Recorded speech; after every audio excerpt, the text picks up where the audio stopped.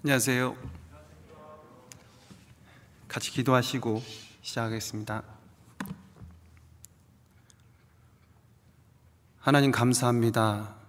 아무 소망 없던 저희들에게 하나님의 살아계심을 알게 하시고 죄의 허물로 멸망받아 지옥 갈 수밖에 없는 저희를 구원하셔서 영원한 천국 소망 가운데 이 땅을 살아갈 수 있도록 크고 놀라우신 은혜 베풀어 주심에 진심으로 감사를 드립니다. 우리가 이 세상 살아가는 동안 어떠한 형편과 사정 가운데서도 늘 우리를 구원하신 그 하나님의 사랑과 은혜를 생각하며 믿음으로 살아갈 수 있게 도와주시기를 원하고 바랍니다. 코로나라는 우리의 신앙생활하기에 어려움이 있는 환경 속에서도 더욱더 믿음을 굳게 하고 하나님의 자녀답게 주님의 복음을 위해서 또 하나님을 기쁘시게 하는 삶을 위해서 하루하루 살아갈 수 있도록 도와주시기를 원하고 바랍니다.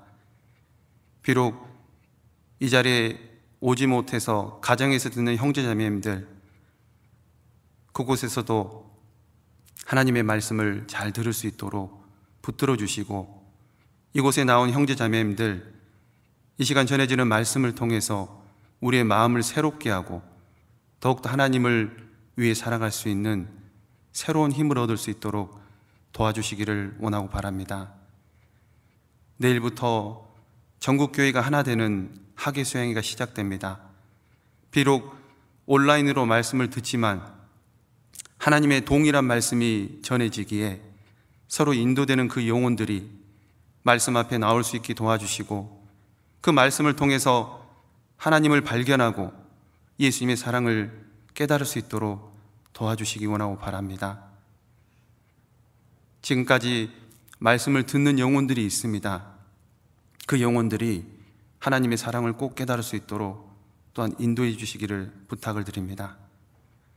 멀리 해외에서 복음을 위해 수고하시는 선교사님과 그 가정도 하나님께서 지켜주시고, 어려운 환경 가운데서도 하나님의 도우심을 힘입어 복음을 힘있게 전할 수 있도록 도와주시기를 원하고 바랍니다. 오늘 교제 시작부터 마치는 시간까지 하나님께서 우리 가운데 함께 하시기를 원하고 바라며, 저희를 사랑하시고 죄에서 구원해 주신 고마우신 예수님의 이름으로 기도드립니다.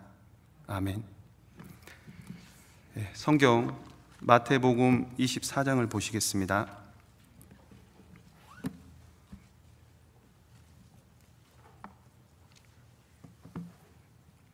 마태복음 24장 37절부터 44절입니다.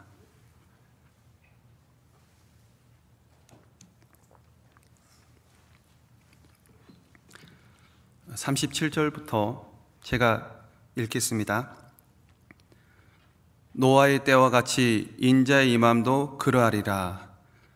홍수전에 노아가 방주에 들어가던 날까지 사람들이 먹고 마시고 장가들고 시집가고 있으면서 홍수가 나서 저희를 다 멸하기까지 깨닫지 못하였으니 인자의 임함도 이와 같으리라.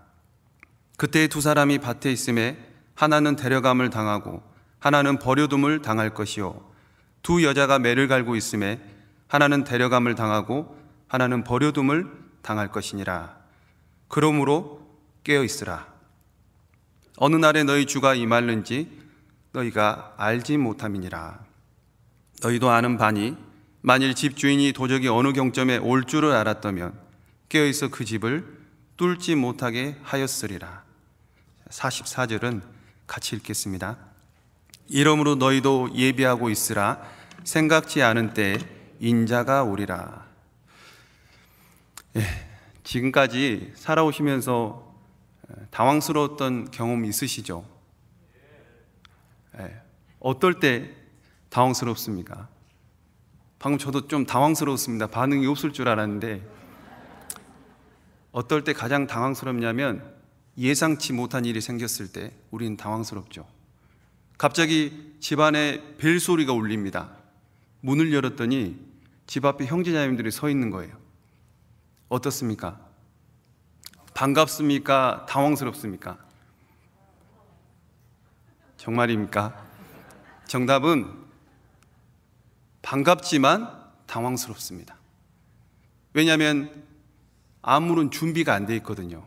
형제자매님 만날 준비가 안 돼 있는 겁니다. 예를 들어서 준비된 형제자매님들, 평상시에 집안 정리가 잘 돼 있고, 그리고 성경을 보고 있는데 형제자매님들이 갑자기 집 앞에 왔어요.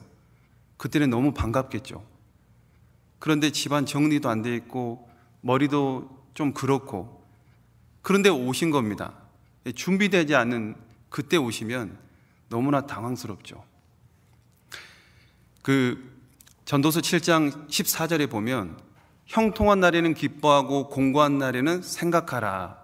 하나님이 이 두 가지를 병행하게 하사 사람으로 능히 그 장래일을 헤아려 알지 못하게 한다 말씀했습니다.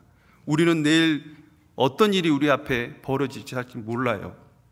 형통한 날도 있을 수 있고 공고한 날도 있을 수 있습니다. 잘 지내다가도 어려운 일이 생기게 되고, 또 어렵게 살다가도 갑자기 좋은 일이 생기기도 합니다. 어제까지 건강했던 분이 오늘은 아플 수 있잖아요. 그래서 사람들은 당황하지 않기 위해서 최소한의 준비를 하면서 살아갑니다. 해야 할 일을 미리 준비하게 되면 큰 어려움과 걱정은 없죠. 유비무환이라는 말 들어보셨죠?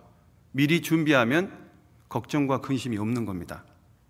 그래서 우리가 준비하는 것이 너무나 중요한데, 많은 사람들은 소 잃고 외양간 고치는 격으로 많은 준비를 못하고 살아가는 경우가 많습니다. 자, 44절을 보시면 이러므로 너희도 예비하고 있으라. 생각지 않은 때에 인자가 오리라. 자, 생각지 않은 때에 인자가 온다 말씀했습니다. 예비하고 있지 않다면 예수님이 오셨을 때 적지 않은 당황을 할 겁니다. 그러면 어떤 사람이 예비하고 있을까요? 물론 오늘 본문 말씀처럼 깨어있는 사람이 예비하고 준비하고 있겠죠. 그런데 구체적으로 주님이 오시기를 간절히 기다리는 사람, 그 사람이 주님의 재림을 예비하고 준비할 겁니다. 누군가를 집에 초대해서 식사를 하고자 합니다. 그러면 집에 오실 그 손님을 기다리는데 아무런 준비 없이 기다리진 않겠죠. 당연히 손님 맞을 준비를 해야 되잖아요. 집안 청소도 하고 맛있는 음식도 준비하고, 또 식사 후에는 어떤 차를 마실 건지 준비하게 됩니다. 그런데 기다리지 않는 사람은 아무런 준비를 하지 않습니다. 천국 소망이 있는 사람은 주님을 기다리죠. 그런데 소망이 있는데 주님을 기다리지 않는 사람이 있습니다. 이 땅에 소망을 두고 살아가는 사람입니다. 초대교회 성도들은 온갖 핍박과 고난 가운데 살았기 때문에 그들은 이 땅에 소망이 전혀 없었습니다. 그래서 어느 시대보다 주님을 간절히 기다렸던 사람들이에요. 우리 시대 성도들은 어떻습니까? 주님의 재림을 얼마나 기다릴까요? 아니, 나는 예수님의 재림을 얼마나 기다리고 있습니까? 그것이 내 신앙의 현 주소가 될 겁니다. 예수님의 재림을 간절히 기다리는 사람은 깨어서 예수님의 재림을 준비하고 예비하면서 살아갈 겁니다. 37절입니다. 노아의 때와 같이 인자의 임함도 그러하리라. 자, 노아 시대 때 일어났던 것처럼 예수님께서 재림하실 때도 그와 같을 것이라고 말씀했습니다. 38절, 홍수전에 노아가 방주에 들어가던 날까지 사람들이 먹고 마시고 장가들고 시집가고 있으면서 홍수가 나서 저희를 다 멸하기까지 깨닫지 못하였으니 인자의 임함도 이와 같으리라. 자, 노아 시대 사람들은 홍수가 일어나기 직전까지 평상시 똑같은 모습으로 살았습니다. 먹고 마실 것을 얻기 위해서 일을 했고, 장가가고 시집가기 위해서 열심히 노력하면서 준비했습니다. 오늘날로 말하면 스펙을 쌓은 거죠. 그런데 먹고 마시고 장가들고 시집가는 것은 너무나 당연한 일입니다. 전혀 문제될 것이 없죠. 문제는 그 당연한 일 속에 하나님은 없다는 겁니다. 오직 육신적인 것만을 위해서 살았다는 거예요. 마태복음 25장에 보면 달란트 비유가 나옵니다. 그 달란트 비유 속에 5달란트 받은 종과 2달란트 받은 종 각각 남기는 것이 있었죠. 그 받은 달란트만큼 남겼습니다. 주님 앞에 무언가 남겼다라는 것은 구원받은 사람만이 남길 수가 있는 거예요. 구원받지 못한 사람은 아무것도 남길 수 없습니다. 그런데 1달란트 받았던 이 종 아무것도 남기지 못했죠. 각각 재는 대로 나눠줬던 그 달란트, 먼저 자신의 구원 문제를 해결하고 나서 그 받은 달란트로 하나님 앞에 남기는 삶을 살아야 되는 겁니다. 그런데 1달란트 받은 종은 자신의 구원 문제는 관심 없고 오직 세상 일에만 조차 살아갔던 겁니다. 이 노아 시대 때 사람들, 단순히 먹고 마시고 장가들고 시집가는 그 일에만 신경을 쓰면서 살았습니다. 하나님에 대해서는 무관심했고 하나님의 하시는 일에는 전혀 생각하지 않았어요. 이스라엘 백성이 그런 삶을 살았습니다. 여기 잡아놓으시고 이사야 5장을 보시겠습니다. 이사야 5장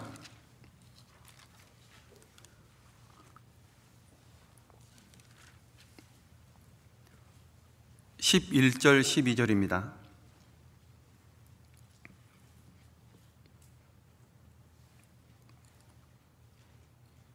이사야 5장 11절 12절. 아침에 일찍이 일어나 독주를 따라가며 밤이 깊도록 머물러 포도주에 취하는 그들은 화 있을진저. 그들이 연회에는 수금과 비파와 소고와 저와 포도주를 갖추었어도 여호와의 행하심을 관심치 아니하며 그의 손으로 하신 일을 생각지 아니하는도다.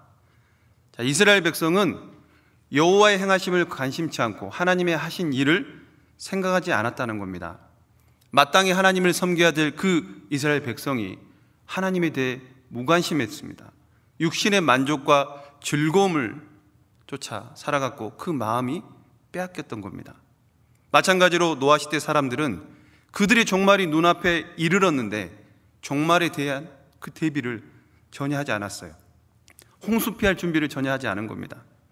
그들은 하나님의 하시는 일에 무관심했습니다. 그래서 홍수 심판이 있다는 그 노아의 말에 전혀 귀를 기울이지 않았던 겁니다.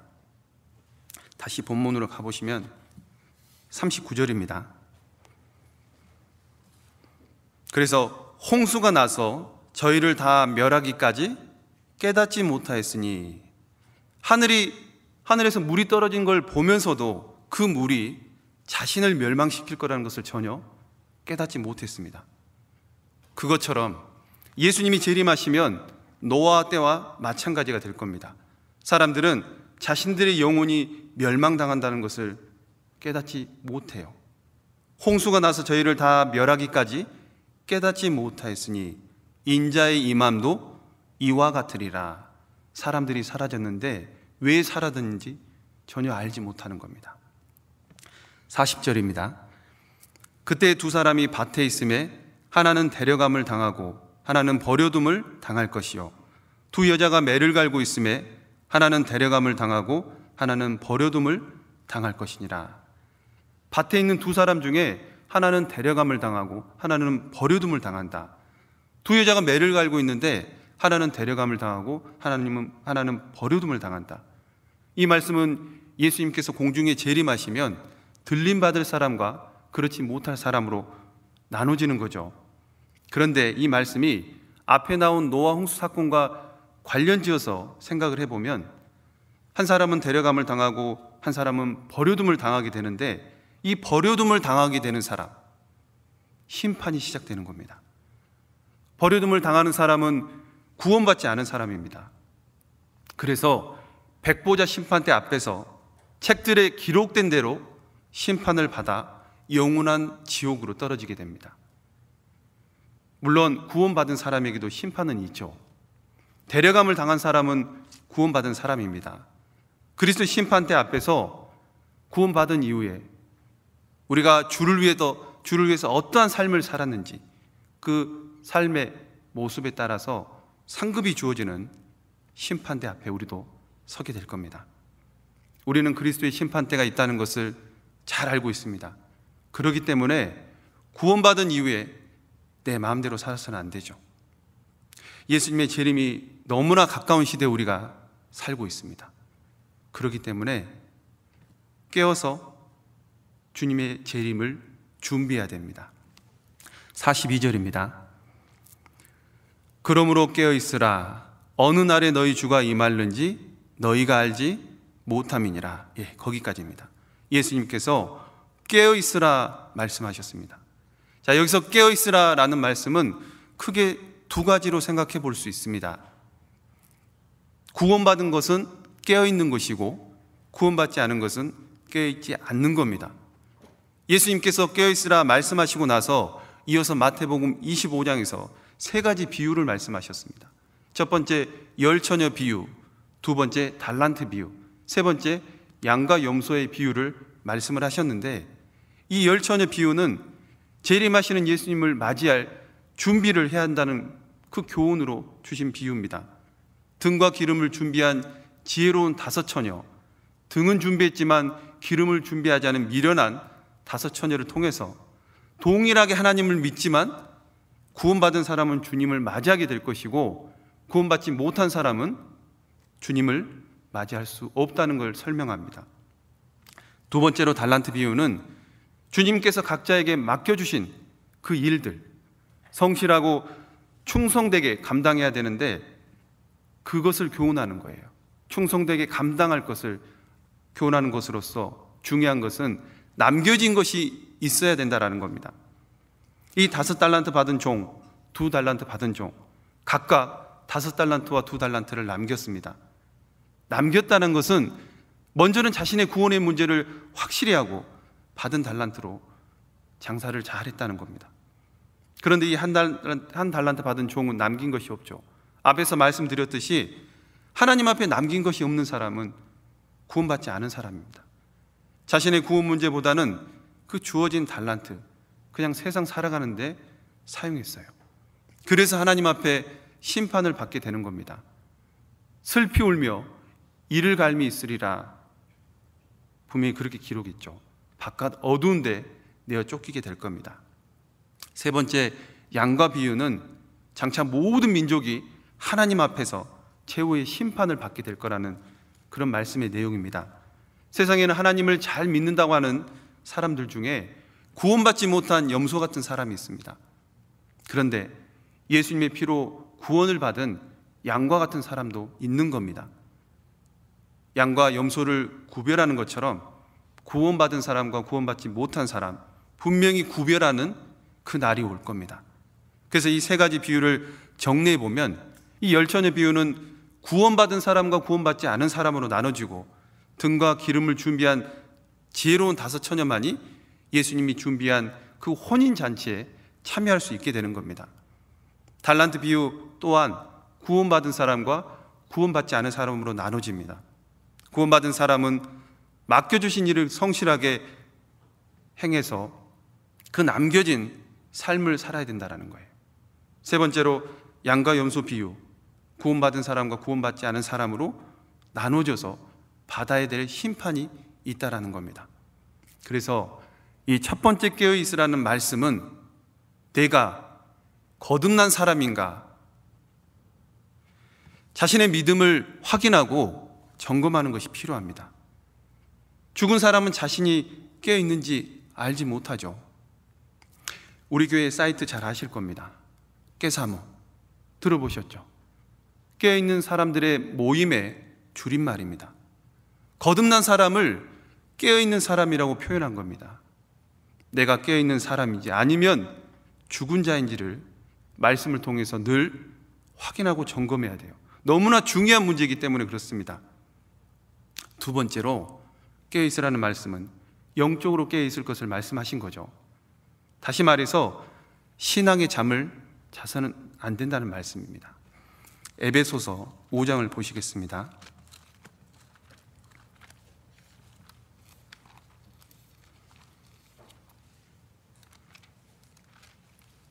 에베소서 5장 14절입니다. 이 말씀은 같이 읽어보겠습니다. 그러므로 이르시기를 잠자는 자여 깨어서 죽은 자들 가운데서 일어나라. 그리스도께서 내게 비치시리라 하셨느니라. 자, 잠자는 자여, 구원은 받았지만 구원받지 않은 사람처럼 육신을 따라 살아가는 그 신앙의 잠을 자는 사람을 말합니다. 잠자는 자여, 죽은 자들 가운데서 일어나라. 죽은 자들은 구원받지 못한 사람들이죠. 죽은 자들 가운데서 일어나라는 것은 왜 구원받은 사람이 구원받지 않은 사람과 섞여 있냐는 겁니다. 왜 살아있는 사람이 죽은 사람처럼 살아가냐는 거죠.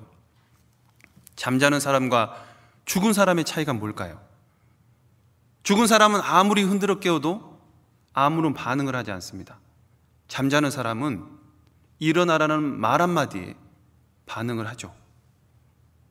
살아있는 사람이 죽은 자들 옆에 누워 있을 수는 없는 겁니다. 구원받은 사람은 세상 사람들처럼 살아서는 안 돼요.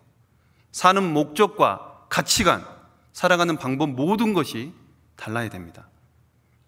구원받은 이후에 내가 무엇을 위해서 살아야 되는지를 아셨잖아요. 저도 구원을 받고 내가 그동안 무엇을 위해 살았나, 과연 생각이라는 것을 하고 살았나 싶더라고요. 그래서 무엇을 위해 살아야 할지를 그 가치관이 달라졌습니다. 그런데 중요한 것은 그게 오랫동안 가야 되는데 시간이 점점 지나가면서 처음 가졌던 그 생각들이 점점 약해지더라고요. 형제자매님들은 어떠세요?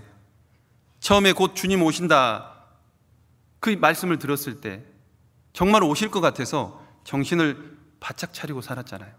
그런데 5년이 지나고 10년이 지나고 20년이 지나고 그 이상이 지나니까 마음의 긴장이 풀어지지는 않습니까?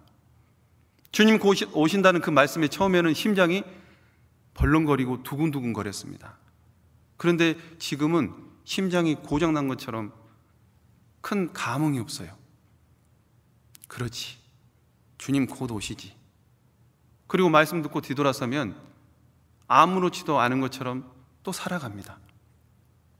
깨어서 주님을 기다려야 되는데 생각이 점점 잠들고 있지는 않습니까? 잠자는 자여 깨어서 죽은 자들 가운데서 일어나라. 왜요? 왜 일어나라고 할까요? 주님이 곧 오시기 때문입니다. 주님이 곧 오시기 때문에 일어나라는 거예요. 잠자는 모습으로 주님을 맞이할 수는 없잖아요. 신앙에 잠이 주는 가장 치명적인 게 뭘까요? 우리가 잠자는 신앙 가운데서 가장 잃어버리기 쉬운 것이 전도입니다. 전도하는 것을 멈추게 만들어요. 지옥으로 끌려가는 그 영혼을 그냥 바라만 보게 됩니다. 불쌍한 줄은 알지만 손을 놓게 됩니다. 깨어있는 사람은요, 어떻게든 길을 쓰고 한 영혼이라도 더 건져내려고 그 영혼을 위해서 살아가잖아요. 잠자는 사람은 그걸 놓치게 됩니다. 그리스도인이 무슨 재미로 살아가야 될까요? 돈을 모으는 재미는 아니겠죠. 분명히 돈 모으는 재미는 아닐 겁니다. 자식을 보는 재미, 손주 보는 재미, 그것도 아닙니다. 편안한 삶, 안전한 삶을 누리는 그것도 아니잖아요. 모임 때 한 형제님이 이런 간증을 하셨는데 마음에 참 와닿았어요. 뭐라고 하셨냐면 정말 짧은 말입니다. 사는 게 재미없다. 그 얘기를 하는데요, 뭐 때문에 사는 게 재미없을까? 다음 말이 마음에 정말 들어왔어요. 사는 게 재미없다. 전도하지 못해서 사는 재미가 없다는 겁니다. 맞는 말씀입니다. 우리는 전도하는 재미로 살아야 돼요. 혹시 전도하지 못해서 사는 재미가 없습니까? 아니면 세상 사는 것이 힘들고 고달퍼서 사는 재미가 없습니까? 어떤 자매님은요, 만나는 사람마다 어떻게든 말씀 듣게 하려고 부지런히 그 입술을 엽니다. 우리 교회 가운데 그런 분들이 계셔요. 그분이 뭐 특별해서 그럴까요? 우리가 받은 똑같은 주님의 사랑, 그 사랑으로 입술을 여는 겁니다. 그리스도인은 이 세상 즐거움, 그 세상 즐거움으로 살아가는 것이 아니라 전도하는 재미로 살아야 되는 겁니다. 만약 세상 즐거움으로 살아간다면 신앙에 잠을 잘 수밖에 없는 겁니다.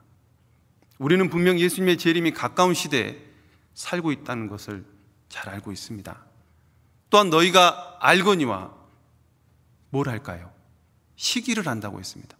또한 너희가 이 시기를 알거니와 자다가 깰 때가 됐다라고 했습니다. 이는 우리의 구원이 처음 믿을 때보다 더 가까워졌다고 로마서 13장에 기록이 되어 있습니다. 자다가 벌써 깰 때가 됐습니다. 신앙이 잠에서 깰 때가 됐다는 거예요. 분명 우리가 처음 믿을 때보다 주님의 재림이 가까워졌습니다. 우리의 몸의 구속이 얼마 남지 않았어요. 그렇기 때문에 깨어 있어야 됩니다. 예수님은 주님의 재림을 도적이 오는 것으로 비유를 했습니다. 다시 본문 마태복음 24장입니다. 24장 43절입니다.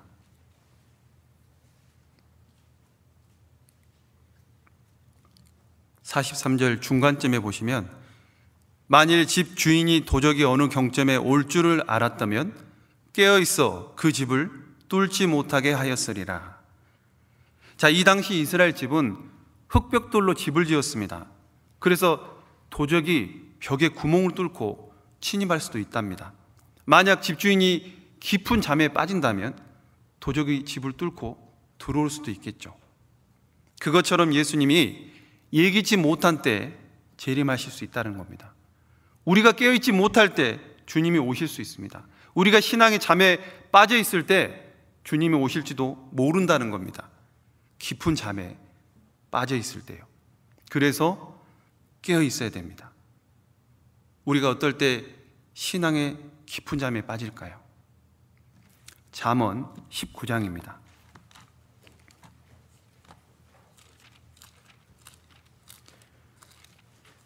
잠언 19장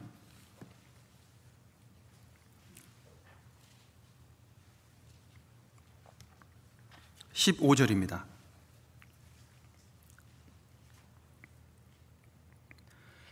게으름이 사람으로 깊이 잠들게 하나니 회태한 사람은 줄일 것이니라. 자, 게으름이 사람으로 깊이 잠들게 한다고 그랬습니다. 깨어있지 못한 사람이 쉽게 빠질 수 있는 것이 바로 게으름입니다. 아무것도 하기 싫은 거예요. 귀찮고 그냥 하루하루 살아가는 겁니다. 우리가 게으름을 경계해야 되는 이유가 있습니다. 이 게으름은 단순히 게으름으로 끝나는 것이 아닙니다. 그리스도인이 게으르는 삶을 산다면 먼저는 하나님의 영광을 위해서 살 수 없다는 겁니다. 뿐만 아니라 하나님을 위해 살고자 하는 그 마음 잃어버리게 됩니다. 세상 사람들과 비슷한 생각을 하고 세상 사람들과 비슷한 걸 쫓고 세상 사람들과 비슷한 잣대로 이 세상을 살아가는 겁니다.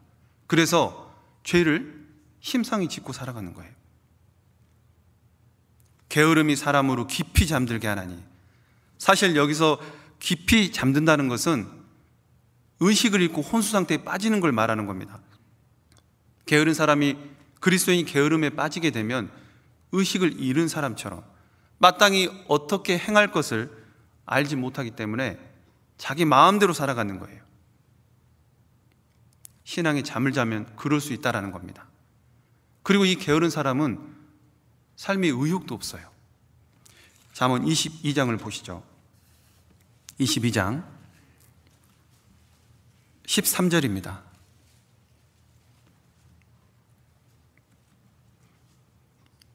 게으른 자는 말하기를 사자가 밖에 있은즉 내가 나가면 거리에서 찢기겠다 하느니라. 자, 이 게으른 사람은 거리에 사자가 있답니다. 거리에 진짜 사자가 있을까요? 사자는 있는 곳이 따로 있습니다. 아무 곳에 있지 않아요. 그런데 게으른 사람은 사자가 거리에 있다고 집 밖에 나오지 않아요. 그래서 마땅히 해야 될 것을 하지 않습니다. 삶의 의욕이 전혀 없는 삶입니다. 코로나 때문에 밖에 나가면 코로나 걸린다고 교회에 모일 수 있는 환경에서도 집에만 계시는 분이 있을 수 있습니다. 그거는 코로나를 방패 삼아서 모임에 쉽게 빠지는 경우입니다. 우리가 정말 이 모임이 얼마나 중요한지를 코로나를 통해서 배웠다면 더욱더 이 모임을 빠지는 일이 없어야 돼요. 사자는 거리에 있는 것이 아닙니다. 심지어 이 게으른 사람은 손을 그릇에 놓고도 올리기를 괴로워한다 그랬어요. 자, 잠문 26장입니다. 26장 15절입니다. 게으른 자는 그 손을 그릇에 놓고도 입으로 올리기를 괴로워하느니라. 손을 그릇에 놓고도 입으로 올리기를 괴로워한다. 어떤 계획을 세웠는데 그 계획을 이루기 위해서는 아무런 노력을 하지 않는 겁니다. 바로 눈앞에 기회가 있습니다. 근데 귀찮아서 그 기회를 버리는 거예요. 전도할 영혼이 눈앞에 왔다 갔다 합니다. 근데 말하면 여러 가지 귀찮은 일이 생기니까 말하기를 주저하는 겁니다. 그것은 하나님께 영광 돌리는 그 기회를 놓치는 거예요. 그래서 게으른 사람은 마땅히 해야 할 일을 하지 않기 때문에 게으른 만큼 신앙의 손해를 보게 돼 있습니다. 그리스도인이 하루를 시작할 때 말씀과 기도로 시작하느냐 그렇지 않느냐는 신앙에 있어서 정말 중요한 문제죠. 매일 아침 기도할 수 있습니다. 말씀 볼 수 있어요. 그 기회가 우리에게 주어집니다. 그런데 이 육신이 게을러서 손을 그릇에 놓고도 입으로 올리기를 괴로워하는 것처럼 매일 주어지는 그 좋은 기회를 놓치고 하루를 시작하는 겁니다. 게으름 때문에 신앙의 좋은 것을 매일 빼앗기고 사는 거예요. 우리가 내 것을 빼앗기면 어때요? 가만히 있을 수 있을까요?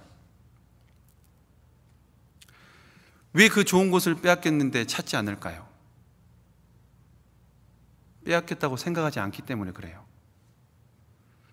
내가 살고 있는 집, 갑자기 전혀 알지도 못하는 사람이 이 집을 빼앗아 갔습니다. 그러면 아, 집 뺏겼구나 그러고 낙심할 겁니까? 어떻게든 내 집을 찾으려고 길을 쓰고 노력하지 않겠습니까? 빼앗긴 것을 되찾는 것은 어린아이들도 잘 알아요. 자기 손에 있는 과자를 누군가 빼앗으면 맛있게 드세요 그럴까요? 울고 불고 어떻게든 다시 뺏으려고 그 길을 쓰지 않습니까? 어린아이들도. 우리가 신앙의 좋은 것을 빼앗기고 있다면 반드시 되찾아야 됩니다. 새깨모라고 들어보셨어요? 새깨모. 새깨모. 아마 아는 분이 있을 겁니다. 새깨모라는 것은 새벽을 깨우는 모임의 줄임말입니다.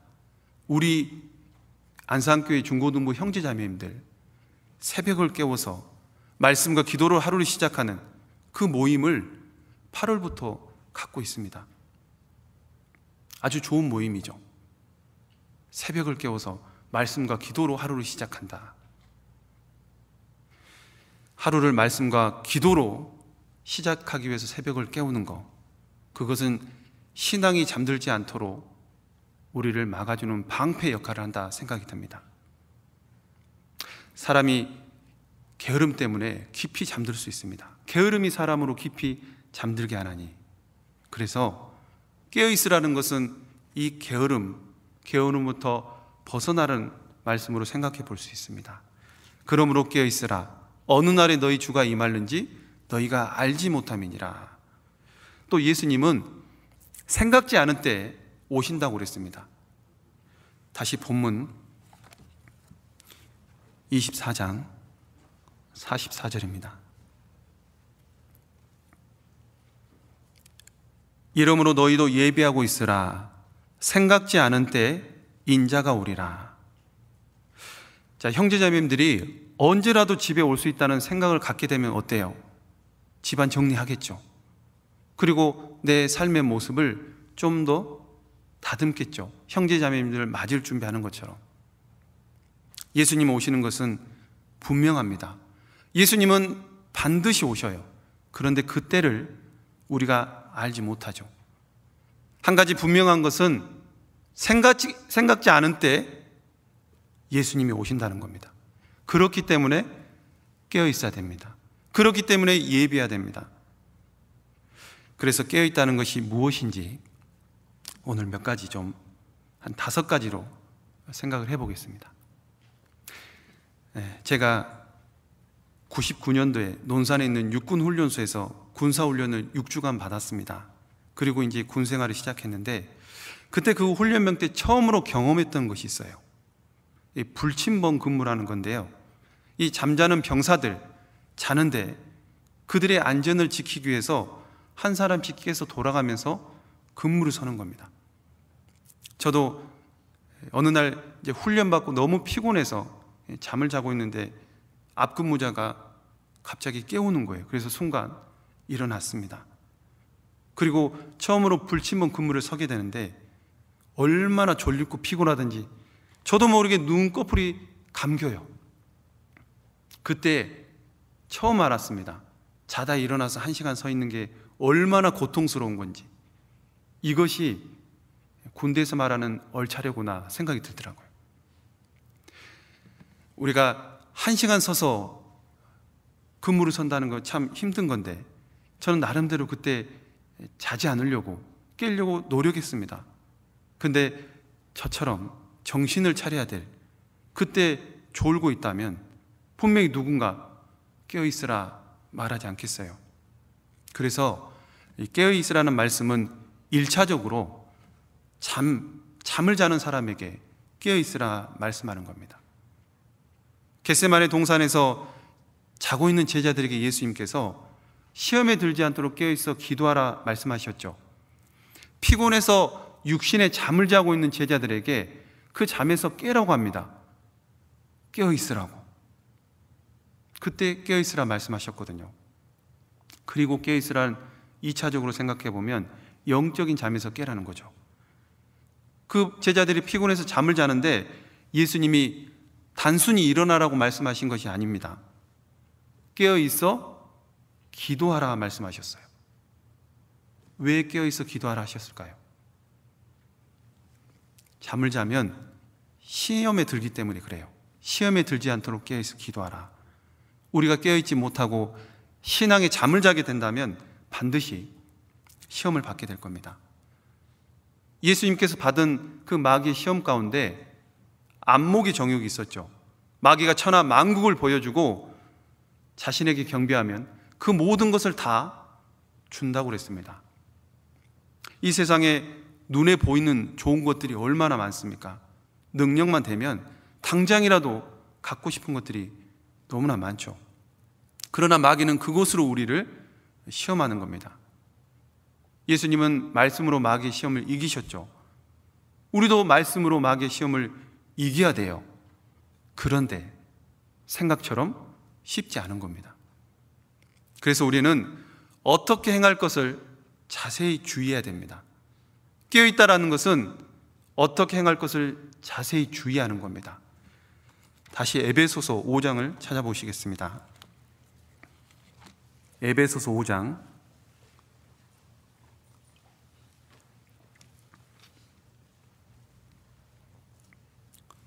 15절입니다. 15절 16절.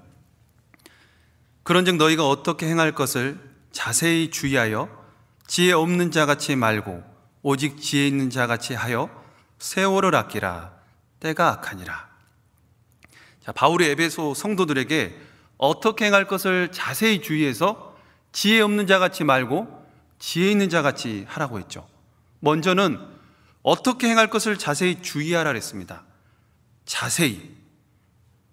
우리가 책을 그냥 읽는 것과 대충 읽는 것, 자세히 읽는 것은 분명히 다릅니다. 자세히 주의하라는 것은 주의 깊게 살펴보라는 거예요. 마귀는 우리의 신앙을 넘어뜨리기 위해서 우리가 생활하는 곳곳에 덫을 쳐놓습니다. 내가 좋아하는 것, 내가 관심을 갖는 것들로 매일 밥상을 차린다고 생각해보죠. 특히 마음을 빼앗는 그런 맛있는 반찬들, 우리가 우리의 입맛을 사로잡는 그런 맛있는 반찬 있잖아요. 각자 좋아하는 반찬들이 있을 겁니다. 저는 평상시에 밥 한 그릇 이상은 잘 먹지 않습니다. 배가 불러서요. 한 그릇 먹으면 배가 꽉 찹니다. 그런데 반찬으로 게장이 나왔습니다. 그러면 밥 두 그릇이 저도 모르게 뱃속으로 들어가요. 저도 좀 놀랍니다. 신기합니다. 어떻게 평상시에는 한 그릇도 겨우 들어가는데 이 게장만 반찬으로 나오면 밥이 두 그릇 들어갈까?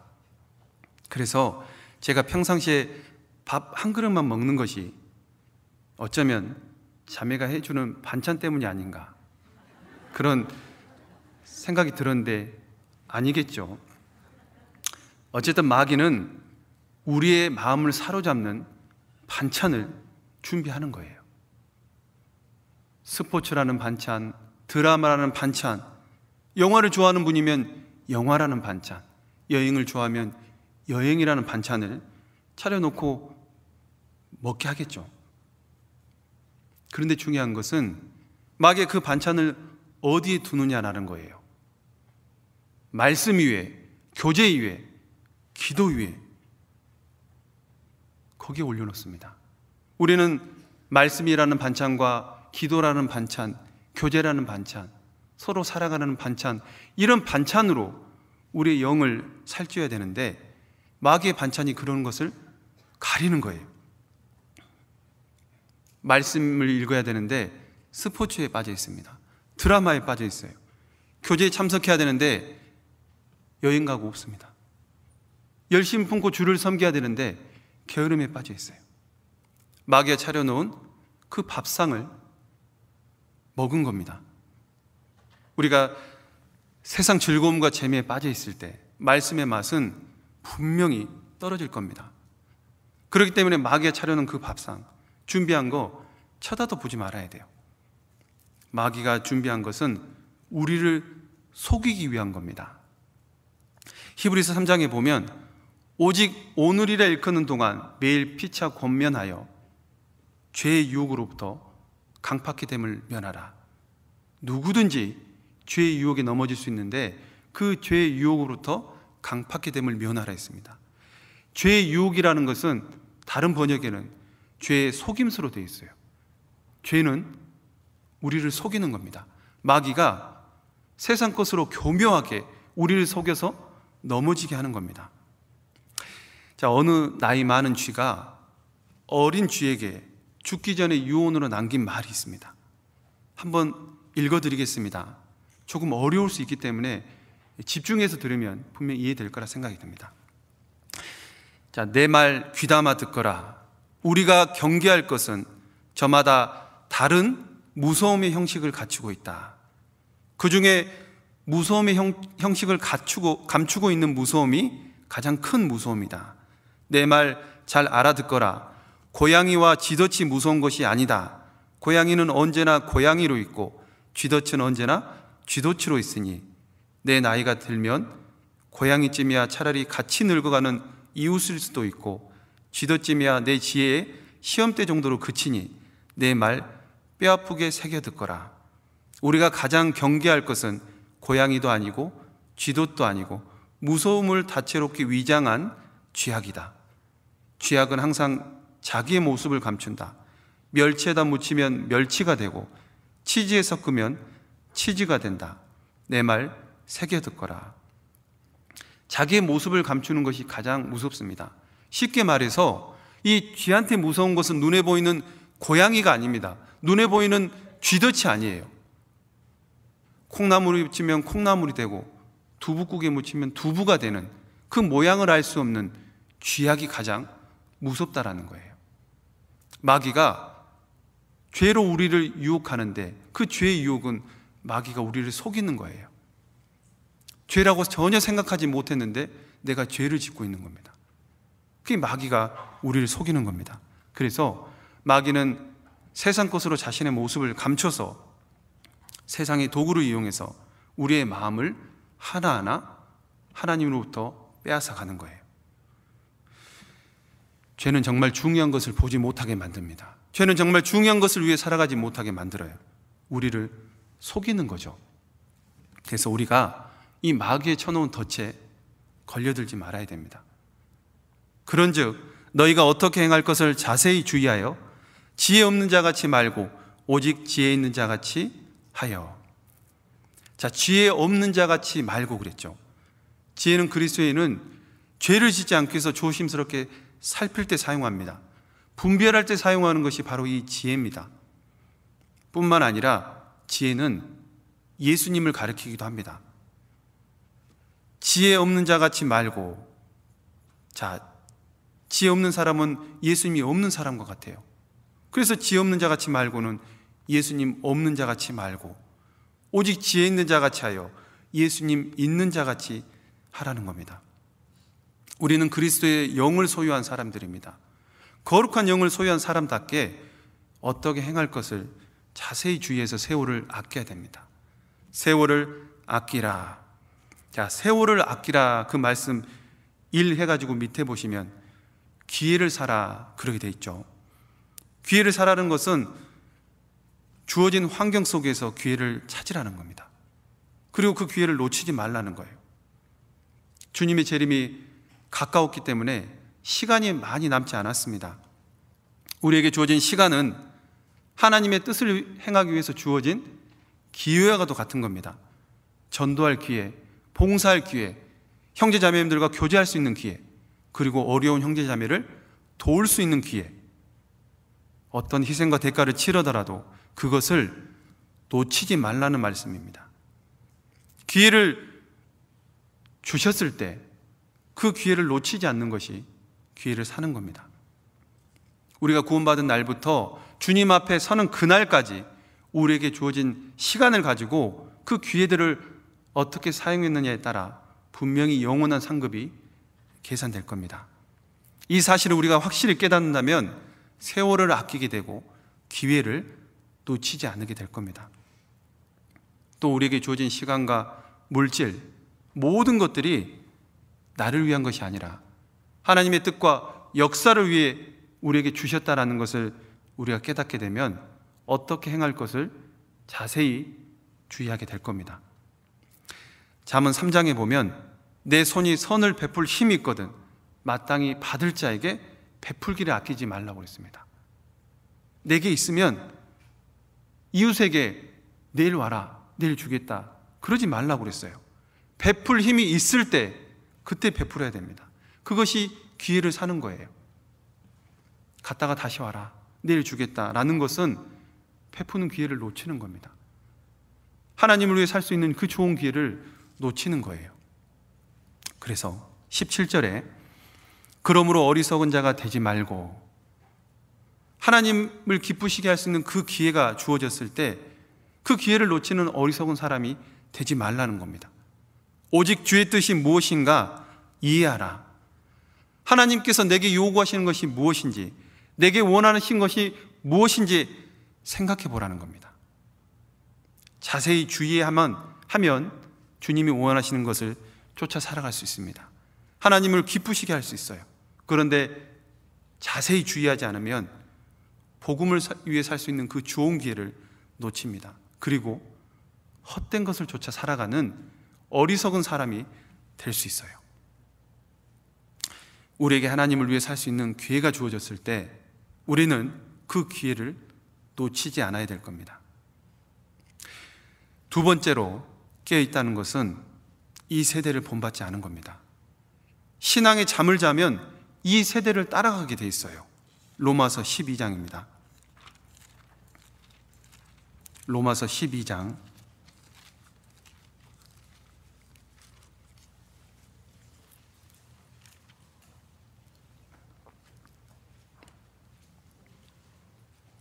2절입니다. 너희는 이 세대를 본받지 말고 오직 마음을 새롭게 함으로 변화를 받아 하나님의 선하시고 기뻐하시고 온전하신 뜻이 무엇인지 분별하도록 하라. 자, 이 잘 아시는 말씀 속에 두 개의 명령이 들어있죠. 첫 번째로 이 세대를 본받지 말라. 그리고 하나님의 뜻을 분별하라. 이 세대를 본받지 말라는 것은 이 세상 사람들처럼 살지 말라는 거죠. 이 세대는 헛된 일에 분유합니다. 가치 없는 것을 쫓아 살아가죠. 그래서 이 세대를 본받지 말라. 하나님을 모르는 사람처럼 가치 없는 것에 마음을 빼앗기지 말라는 거예요. 또 하나님이 없는 것처럼 헛된 것에 빠져 살지 말라는 겁니다. 우리는 영원한 세상을 바라보고 이 땅을 살아가는 사람들입니다. 이 세대를 따라 살아갈 것이 아니라 이 세대와 구별돼야 됩니다. 의와 불법이 함께할 수 없고 빛과 어둠이 사귈 수 없듯이 이 세대를 본받지 말라는 것은 이 세대와 구별되라는 겁니다. 하나님의 뜻은 이것이니 너희의 거룩함이라. 이 세대가 원하는 것, 이 세대가 추구하는 것, 그것과 구별되는 것이 하나님의 뜻이고 거룩한 생활이라고 할 수 있습니다. 레위기 11장에 내가 거룩하니 너희도 거룩할지어다. 하나님께서 거룩하시기 때문에 마땅히 하나님의 자녀인 우리들에게 거룩하길 원하시는 겁니다. 그래서 이 세대와 구별돼야 됩니다. 자, 2절 뒷부분입니다. 하나님의 선하시고 기뻐하시고 온전하신 뜻이 무엇인지 분별하도록 하라.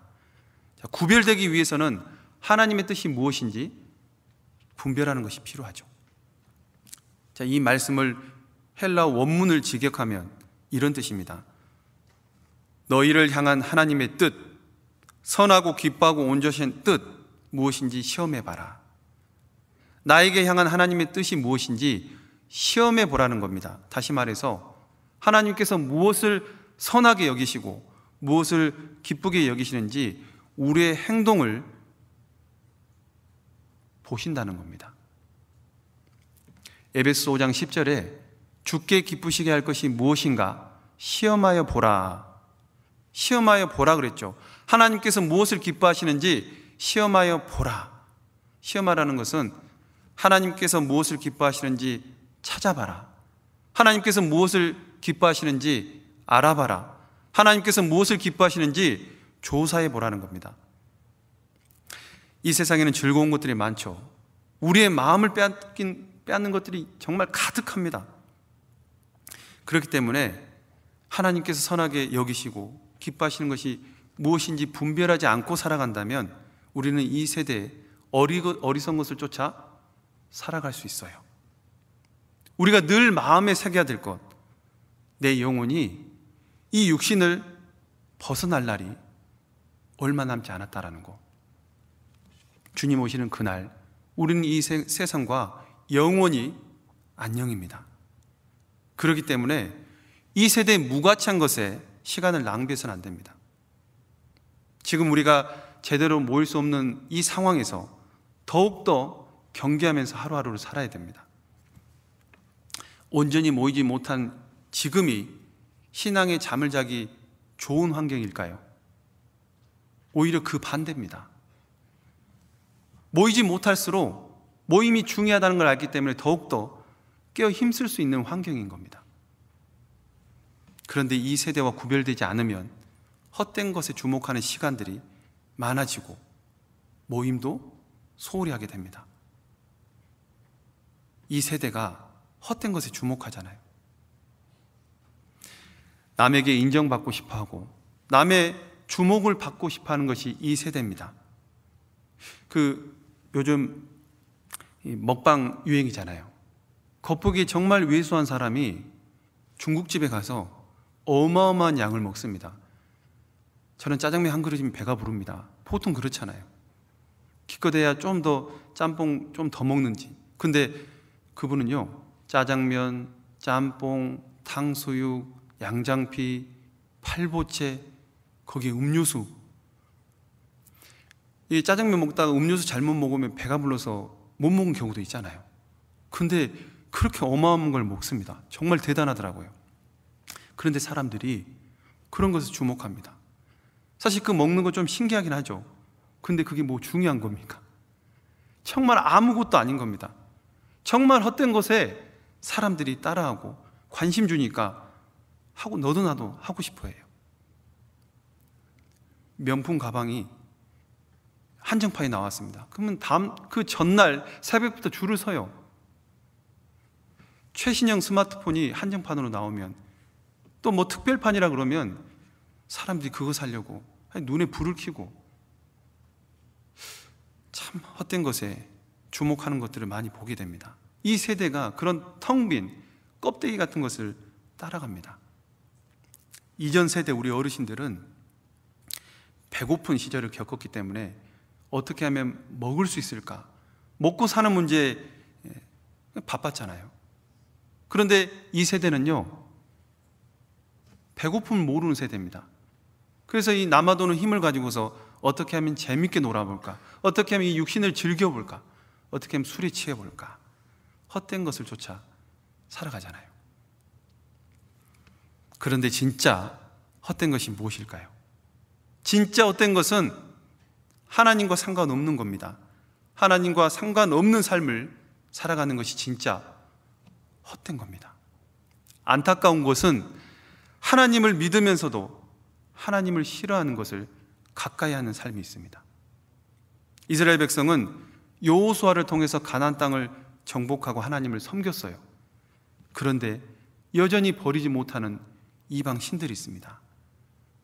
그런 이스라엘 백성을 향해서 여호수아가 나와 내 집은 여호와를 섬기겠다 선언을 하죠. 그 말씀 한번 찾아보겠습니다. 여호수아 24장입니다. 여호수아 24장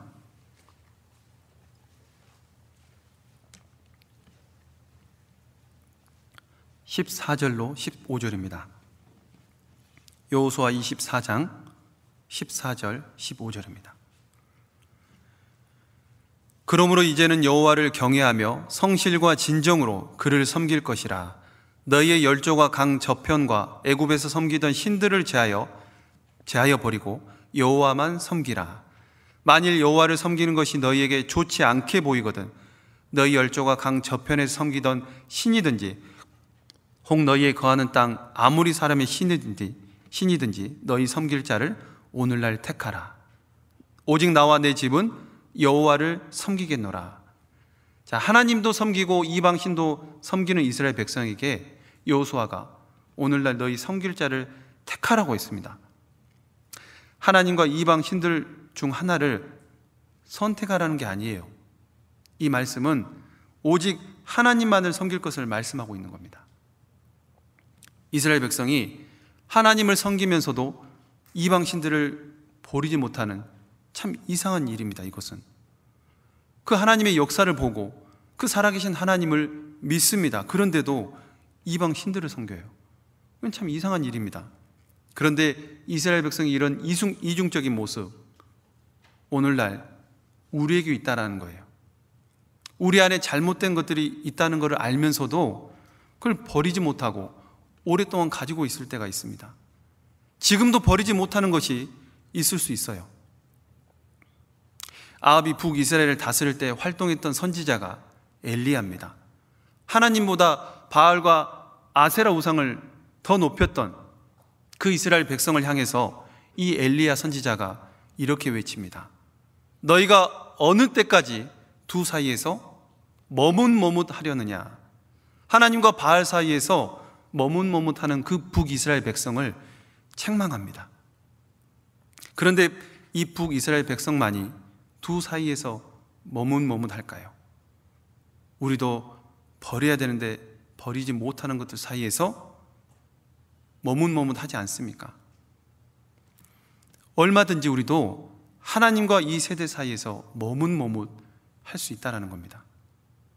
한 가지 분명한 사실은 이 세대를 좇는 것은 아무것도 남지 못하는 삶이 될 겁니다.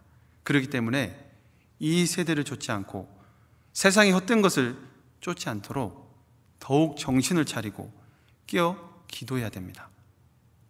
그래서 세 번째로 깨어있다라는 것은 기도하기를 멈추지 않는 겁니다. 기도를 항상 힘쓰고 기도에 감사함으로 깨어있으라. 기도하지 않으면 마음이 둔해져요. 그 누가복음 21장을 보시죠. 누가복음 21장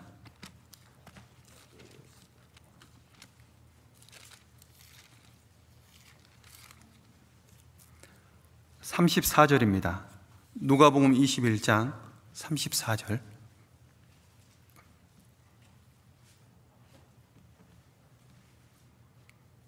너희는 스스로 조심하라. 그렇지 않으면 방탕함과 술 취함과 생활의 염려로 마음이 둔하여지고 뜻밖의 그날이 덕과 같이 너희에게 임하리라. 36절입니다. 이러므로 너희는 장차 올 이 모든 일을 능히 피하고 인자 앞에 서도록 항상 기도하며 깨어있으라 하시니라. 그리스도인은 혹시 내가 육신을 따라 살지 않을까? 성령을 거스르지는 않을까? 죄에 물들지는 않을까? 마귀에게 속지 않을까? 하나님 말씀에 불순종하고 성령을 근심되게 하진 않을까? 매 순간 긴장하면서 조심하면서 살아야 됩니다. 그렇지 않으면 나도 모르게 마음이 해이해지고 이 세상의 것에 취해서 방탕과 생활의 염려로 마음이 점점 둔해질 수 있습니다. 이 방탕이라는 것은 자신의 위치를 잊어버리는 거예요. 그래서 육신이 원하는 대로 살아가는 겁니다. 술 취한 것도 마찬가지예요. 자신의 신분을 망각하고 이상한 행동을 하는 겁니다. 그래서 술 취하지 말라, 이는 방탕한 것이니 에베소서 5장에 그렇게 말씀했는데, 이 방탕한 생활과 술 취한 사람은요, 자신의 위치, 자신의 신분을 망각하는 거예요. 그래서 부적절한 행동을 하는 겁니다. 그리스도인이 그리스도인으로서 그 신분을 잊어버린다면, 그래서 함부로 행동한다면 곧 방탕한 것과 술 취한 것 같다 할 수 있어요. 34절, 너희는 스스로 조심하라. 그렇지 않으면 방탕함과 술 취함과 생활의 염려로 마음이 둔하여지고, 생활의 염려로 마음이 둔해진다고 했습니다. 생활의 염려가 들어오면 마음이 둔해지는데, 이 마음이 둔해진다는 것은 감각이 없는 거예요. 내가 지금 하나님 앞에 어떤 모습으로 살아가고 있는지 전혀 알지 못해요. 그래서 무엇을 먹을까? 무엇을 마실까?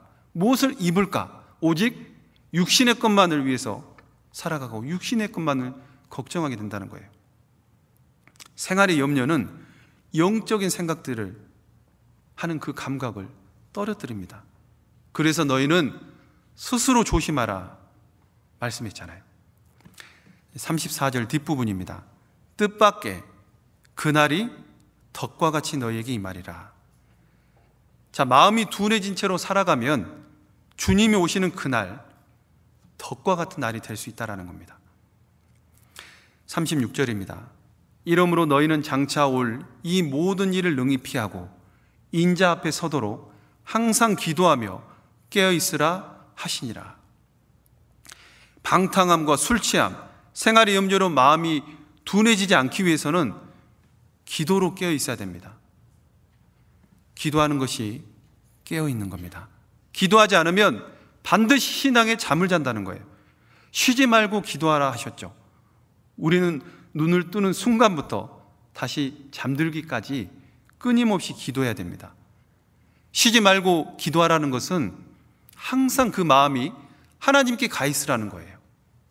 범사의 그를 인정하라 그랬죠. 어쩌면 범사의 그를 인정하는 말씀과 같아 할 수 있어요. 매 순간마다 하나님을 생각하라는 겁니다. 아침에 일어나서 양치를 할 때도, 세수를 할 때도, 집을 나설 때도, 운전대를 잡을 때도, 직장에 있을 때도, 가정주부는 청소기를 잡다가도, 요리를 하다가도, 길을 가다가도, 학생은 공부하다가도 매 순간순간 기도하는 것이 그 마음이 하나님을 향한다는 거예요. 그 하나님을 생각하는 겁니다. 눈을 떴는데, 하루에 시작하는데 하나님을 전혀 생각하지 않는다. 이건 문제 있는 겁니다. 마땅히 구원받은 그리스도인이라면 구원받은 그날부터 달라지는 것이 눈을 떴을 때 그동안 한 번도 생각하지 않았던 하나님, 늘 생각하게 되잖아요. 쉬지 말고 기도하라는 것은 그런 의미가 들어있어요. 기도를 항상 힘쓰고 기도의 감사함으로 깨어있으라. 기도는 잠깐 하다 마는 것이 아니고 일시적인 것이 아니라 또 감정적으로 할 것이 아니라 꾸준히 의도적으로 힘써야 될 것이 기도입니다. 왜냐하면 기도하는 것은 쉽지 않기 때문입니다.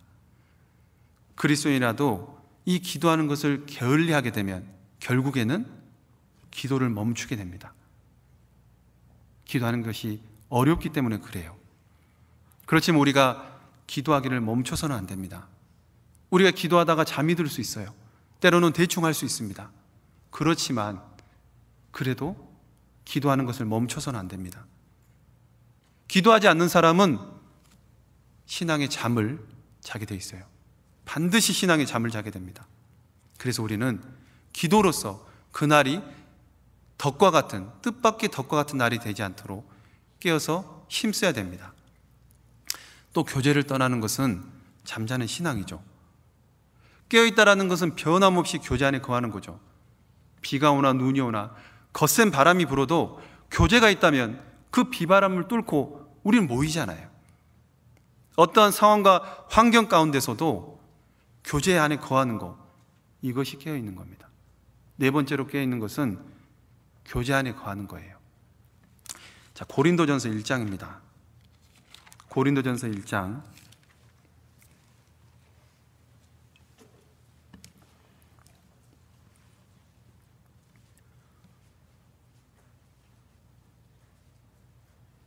1장 9절, 너희를 불러 그의 아들 예수 그리스도 우리 주로 더불어 교제케 하시는 하나님은 미쁘시도다. 너희를 불렀다는 것은 구원하신 것을 말씀합니다. 죄와 죽음의 권세에서 우리를 부르셨습니다. 그리고 그의 아들 예수 그리스도로 더불어 교제하게 하시는 겁니다. 그래서 구원받은 이후의 신앙생활은 하나님과 함께 교제하는 생활이라 할 수 있어요. 너희를 불러 그의 아들 예수 그리스도 우리 주로 더불어 교제케 하시는 하나님은 미쁘시도다. 8절입니다. 주께서 너희를 우리 주 예수 그리스도의 날에 책망할 것이 없는 자로 끝까지 경고케 하시리라. 우리 주 예수 그리스도의 날이라는 것은 예수님이 재림하시는 날이죠. 구원받은 이후에 주님 오시는 그날까지 우리를 교제 가운데서 우리의 신앙을 견고하게 붙들어 준다는 겁니다. 그래서 교회 안에서 우리를 지켜주시는 거예요. 코로나로 교회당에 모이는 것보다 집에 있는 것이 안전하다 생각한다면 몸은 코로나로부터 보호될지 모릅니다. 그러나 신앙은 병들어 간다는 걸 아셔야 돼요. 우리는 어떤 형편과 상황에서도 교제 가운데 거해야 됩니다. 모이는 상황이 주어지면 어떻게든 나오려고 해야 돼요. 신앙생활은 절대로 혼자 할 수 있는 것이 아닙니다. 하나님께서 우리에게 교제를 허락하신 것은 혼자 결코 올바른 신앙생활을 할 수 없기 때문입니다. 그래서 구원받은 사람은 혼자 열심히 기도하고 성경 읽고 말씀대로 살고 노력합니다. 그래서 나름대로 나는 깨어있다 이렇게 생각할 수 있어요. 근데 결코 그렇지 않습니다. 하나님은 구원받은 무리가 있는 교회를 통해서 역사하시고 일을 합니다. 그래서 구원받은 이후에 그리스도인이 가장 먼저 해야 할 것이 바로 주님 안에 거하는 거예요. 내 안에 거하라. 나도 너희 안에 거하리라. 혼자서도 잘할 수 있다면 하나님은 교회를 허락하시지 않았을 겁니다.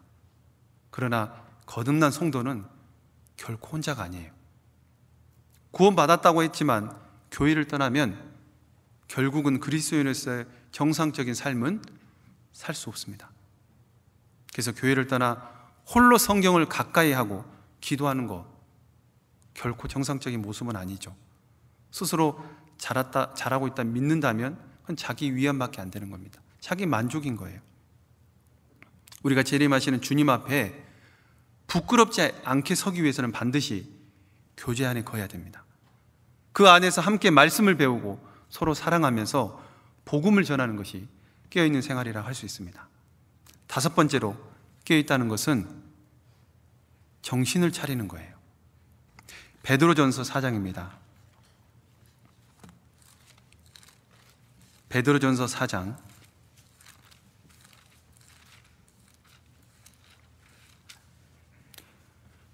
7절 말씀입니다. 베드로전서 4장 7절, 만물의 마지막이 가까웠으니 그러므로 너희는 정신을 차리고 근신하여 기도하라. 만물의 마지막이 가까웠으니. 자, 우리는 만물의 마지막이 가까운 시대에 살고 있습니다. 그렇기 때문에 정신을 차리라고 했어요. 만물의 마지막이 가까웠다는 것은 주님의 재림이 가까웠다는 거죠. 그런데 우리가 살고 있는 이 시대에 정신을 차리지 못하는 사람들이 갈수록 많아지는 것 같아요. 그래서 더더욱 사람이 무서워지는 시대가 바로 우리 시대입니다. 조모임 들어갔다가 층간소음으로 고생하시는 그 자매님 얘기를 들었습니다. 지금 층간소음으로 마음고생하시는 분들이 참 많은 것 같아요. 사람들이 자기밖에 모르니까요, 배려할 줄을 몰라요. 자기가 쿵쿵하면 당연한 거고 위에서 쿵쿵하면 가만히 있질 않는 겁니다. 그러니까 이 갑과 을의 관계가 존재하게 됩니다. 우리 시대는 아래층에 누가 사는지 위층에 누가 사는지 그것도 참 중요한 문제가 되어버렸어요. 디모데후서 3장에 보면 말세에 고통하는 때가 이른다 그랬죠. 지금 우리 시대가 다 그 시대입니다. 자기밖에 모르는, 예전에 비해서 사람들이 너무 이상해져요. 자기를 사랑하기 때문에. 사람들이 자기를 사랑하고 돈을 사랑하고 쾌락을 사랑하고, 그러다 보니까 점점 이상하게 변해가는 거예요. 뉴스를 보면 정말 끔찍한 내용들 너무 많잖아요. 보고 싶지 않은 내용도 많습니다. 심지어는 어떤 내용을 보니까 사람을 때리는데 죽을 때까지 때립니다. 이게 제정신일까요?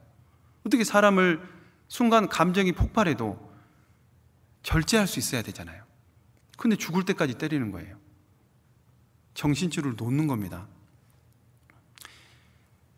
우리 시대에 이런 제정신이 아닌 사람들이 점점 마지막 때가 다 됐기 때문에 이런 사람들이 많아지고 있어요. 그래서 길거리 가기가 무서워요. 괜히 시비 걸까 봐. 예수님 당시에 귀신 들린 사람이 참 많았습니다. 사람들이 귀신 들린 그 사람들을 많이 예수님께 데려왔다 그랬거든요. 마태복음 8장에 보면. 근데 이 귀신 들린 사람들 중에는 말 못하는 사람도 있고 눈먼 사람도 있어요. 때로는 간질을 하는 경우도 있고 불에 넘어지고 물에 넘어지는 경우도 있습니다. 막달라 마리아는 7 귀신이 들어갔었잖아요. 그런데 이 귀신 들린 사람들 중에 정신줄을 놓는 사람도 있습니다. 귀신이 들리면 자기 정신이 아닌 겁니다. 마치 이 세상 사람들이 귀신 들린 것처럼 자기 정신을 놓고 사는 사람들이 많다는 거예요. 마가복음 5장에 보면 거라사인 지방에 군대 들린 귀신이 있습니다. 군대 귀신 들린 사람이 있어요. 그런데 예수님께서 무적행으로 보내실까 두려워서 돼지떼에 들어가게 해달라고 부탁을 하잖아요. 예수님이 허락하셔서 그 돼지떼에 들어간 귀신 때문에 그 돼지떼가 2,000마리가 몰살을 당하는 그 사건이 마가복음 5장에 나오죠.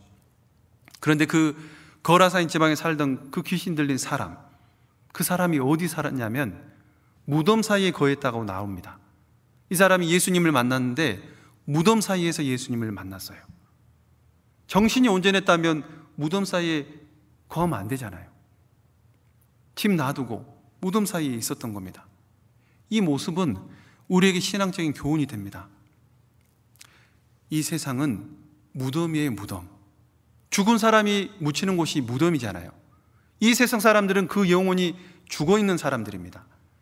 영혼이 죽어 있는 사람들이 사는 곳이 무덤인데 구원받은 그리스도인이 세상에 속한 사람들처럼 살아간다면 당연히 무덤에 거하는 사람과 똑같이 무덤에 거한다 할 수 있어요.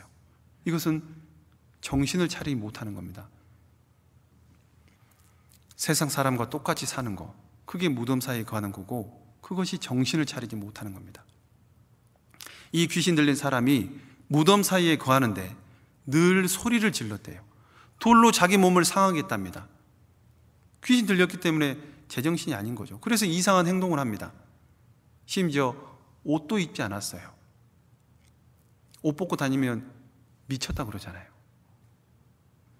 그런데 예수님을 만나고 나서 정신이 온전해졌습니다. 그리고 제일 먼저 옷을 입게 돼요. 한번 보시죠. 마가복음 5장입니다. 마가복음 5장 15절입니다. 5장 15절.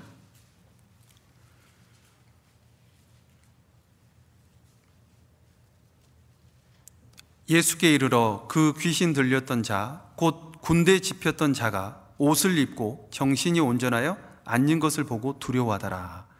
자, 이 귀신 들렸던 자가 정신 없었는데 예수님을 만나고 정신을 차려서 옷을 입게 됩니다. 이 옷을 입었다는 게 우리에게 교훈이 돼요. 아담과 하와가 죄로 인해서 벗었다는 걸 알게 됐죠. 하나님의 은혜로 그 수치를 가려주는 가죽옷을 입게 됩니다. 우리가 구원받았을 때 우리도 하나님께서 우리에게 구원의 옷을 입혀주셨어요. 그래서 이사야 선지자가 61장 10절에 보면 그가 내게 구원의 옷으로 내게 입히셨다, 의의 겉옷으로 더해주셨다 그랬어요. 구원의 옷으로 입혀주셨다라는 겁니다. 이 구원의 옷 입지 않으면 영원한 부끄러움에 빠지게 됩니다. 그것은 곧 지옥 간다는 거예요. 요한계시록에 그런 말씀이 있거든요. 한번 보시겠습니다. 요한계시록 16장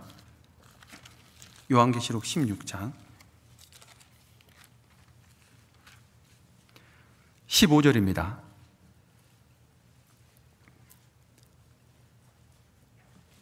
요한계시록 16장 15절.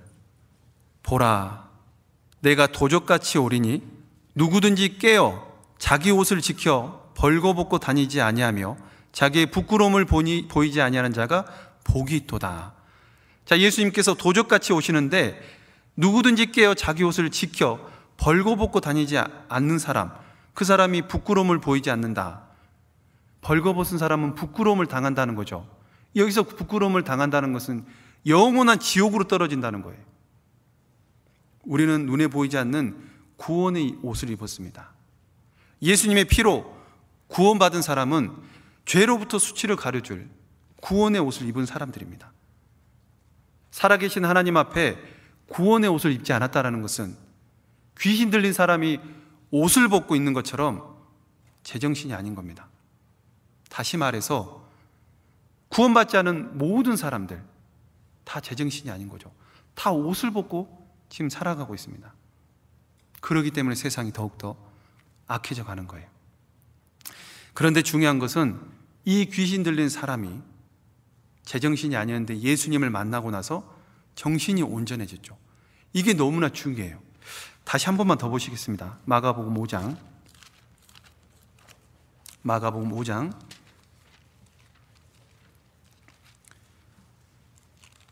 18절부터 제가 읽겠습니다.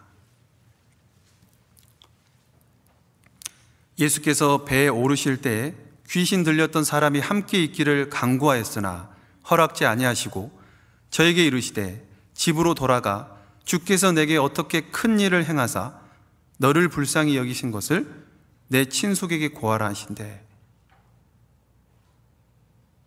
그가 가서 예수께서 자기에게 어떻게 큰 일 행하신 것을 대가볼래 전파하니 모든 사람이 기이 여기더라. 먼저 18절에 보면 제가 잘못 읽었네요. 15절입니다. 죄송합니다. 15절.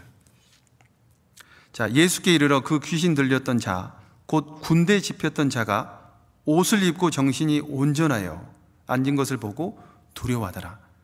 자, 이 귀신 들렸던 사람이 예수님을 만나고 나서 정신이 온전해졌어요. 그리고 했던 것이 친족들에게 예수님을 알렸습니다. 자, 제정신이 아닐 때는 소리 지르고 옷 벗고 자기 몸을 상하게 하는 이상한 행동을 했는데 예수님을 만나고 정신이 온전해지니까 이제 무엇이 중요한지를 알게 된 거예요. 그래서 먼저는 예수님을 따르고자 했습니다. 그런데 예수님께서 허락하지 않았어요. 오히려 가족들에게 예수님께서 하신 일을 전하라고 했습니다. 그게 이제 18절부터 20절까지 나와요.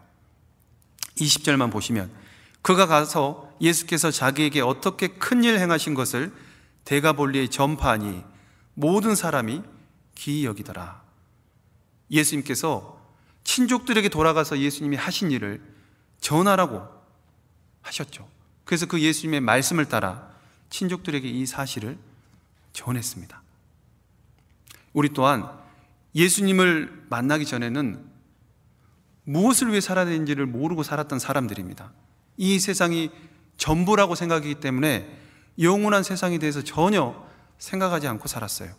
그런데 예수님을 만나고 정신을 차렸습니다. 무엇을 위해 살아야 될지, 누구를 위해 살아야 될지 알게 됐잖아요. 그래서 먼저 정신을 차렸던 우리가 아직 예수님을 만나지 못한 우리의 가족과 친족과 이웃들에게 예수님을 전해야 된다는 사실을 깨닫고 우리가 예수님을 전했어요. 부지런히 그 놀라운 사실을 전했는데, 그런데 전하다가 멈췄습니다. 왜요? 왜 멈췄을까요? 생각처럼 쉽지 않죠. 그런데 전하다가 멈췄다는 것은 생각처럼 쉽지 않아서, 힘들어서 멈췄다고 생각하면 안 됩니다. 전하다가 멈췄다는 것은 내 신앙이 지금 잠들고 있다는 거예요. 우리가 잠에서 깨어나서 정신을 차렸는데 다시 잠이 드는 거예요.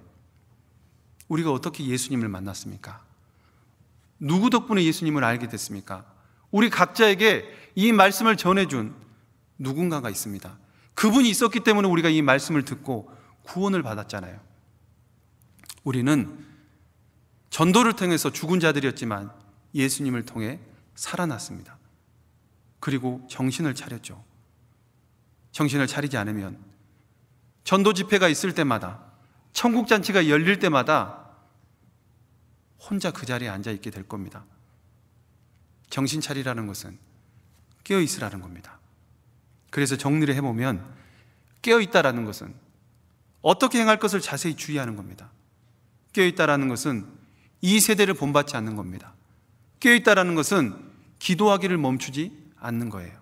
깨어 있다라는 것은 어떠한 상황과 환경 가운데서도 교제 안에 거하는 겁니다. 깨어 있다라는 것은 정신을 차리라는 겁니다. 이 밖에도 말씀에 순종하는 삶이 깨어 있을 수 있겠죠. 우리는 빛의 자녀이기 때문에 빛의 자녀로서 어둠의 일을 버리고 빛의 일을 행하는 것, 그게 또 깨어 있다고 말할 수 있겠죠. 깨어 있다는 것은 굉장히 많은 내용들이 있을 겁니다. 우리 형제 자매님들이 삶 가운데서 이것이 깨어 있는 거구나 스스로 경험적으로 하나하나 알아갔으면 좋겠습니다. 마지막으로 마가복음 10장에 한 소경이 나옵니다. 이 소경이 예수님을 만났어요. 예수님께서 그 소경에게 내게 무엇을 하여 주기를 원하느냐 라고 했을 때 보기를 원한다고 그랬습니다. 자, 마가복음 10장 51절을 보시겠습니다. 51절, 예수께서 일러 가라사대 내게 무엇을 하여 주기를 원하느냐. 소경이 가로되 선생님이여 보기를 원하나이다. 앞을 볼 수 없는 소경이 예수님을 만났어요. 예수님께서 내게 무엇을 하여 주기를 원하느냐. 소경이 원하는 것이 뭘까요? 보는 거죠. 보기를 원하는 것이 소경의 가장 큰 소원이자 바람일 겁니다. 그래서 예수님의 물음에 보기를 원하나이다. 예수님을 만난 소경은 보기를 간절히 원했어요. 그렇다면 예수님을 만난 우리의 소원은 무엇입니까? 예수님께서 지금 이 시간에 우리에게 누구야? 내게 무엇을 하여 주기를 원하느냐? 물었을 때 뭐라고 대답하고 싶습니까? 지금 가장 원하는 마음의 소원이 무엇입니까? 분명 마음에 간절한 소원이 있습니다. 그 소원이 아직 구원받지 못한 내 가족, 내 친족, 내 이웃입니까? 아니면 이 세상에 좋은 겁니까? 예수님을 만난 빌립은 나다네를 만나서 예수님을 전했습니다. 예수님을 만난 사마리아 여자는 사마리아 동네 사람들에게 예수님을 전했습니다.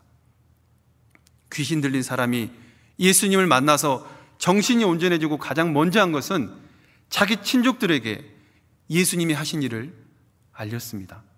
그렇다면 예수님을 만난 우리는 무엇을 해야 될까요? 우리 모두는 머지않아 공중에서 예수님을 만나게 될 겁니다. 7년 환난 끝에 백마를 타고 예수님과 함께 이 땅에 올 거예요. 그래서 그 영광스러운 기쁨을 맞이할 겁니다. 예수님을 만날 그날을 예비하고 있어야 됩니다. 생각지 않은 때에 인자가 오리라. 오늘 암송의 그 데살로니가 후서 4장에 보면 주께서 호령과 천사장의 소리와 하나님의 나팔로 친히 강림하신다 했죠. 분명히 예수님께서 강림하는 그날이 올 겁니다. 잠시 잠깐 오면 오시리가 오시리니 지체하지 않는다 말씀했습니다. 분명히 예수님은 잠시 잠깐 후에 올 거예요. 그래서 우리는 깨어 있어야 됩니다. 그러므로 깨어 있으라. 어느 날에 너희 주가 임하는지 너희가 알지 못함이니라. 이러므로 너희도 예비하고 있으라. 생각지 않은 때에 인자가 오리라. 아무런 준비 없이 예수님을 만나서 당황하는 일이 없었으면 좋겠습니다. 같이 기도하시겠습니다. 하나님 감사합니다.